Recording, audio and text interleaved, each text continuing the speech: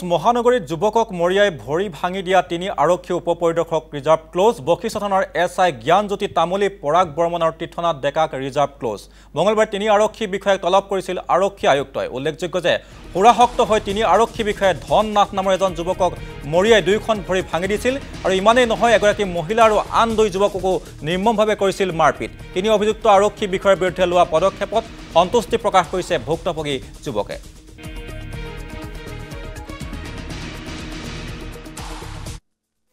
আৰক্ষীৰ বিষয়াক বোলো ধন্যবাদ দিছো বোলো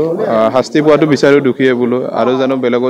বেলেগৰ লগত এনেকুৱা নহয় বোলো আৰু মন্দিৰৰ ওচৰত বোলো সিহঁতে মানা কৰিব লাগে মাল খোৱাটো আৰু সিহঁতে যদি মাল খায় বোলো আৰু পাব্লিকে বোলো কি নকৰিব বোলো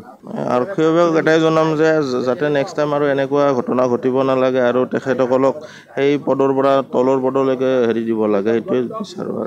ৰিজাৰ্ভ ক্লোজ কৰক আপোনালোকে কোনো কথা নাই ভালে হৈছে কৰা কিন্তু যাতে সেই পদত থাকি কিনে সিহঁতে যাতে আকৌ মোৰ নিচিনা মাইকী মানুহ আৰু চাৰিজন যাতে মানে কষ্ট পাব নালাগে এতিয়া মই যিখিনি ভুগি আছোঁ যে মই উশাহ নিশাহ ল'ব নোৱাৰোঁ উঠা বহা কৰিব নোৱাৰোঁ যাতে আৰু আন চাৰিজন মাইকী মানুহ যাতে এনেকুৱা মানে হ'ব নালাগে বুলি কিনে মই ভাবোঁ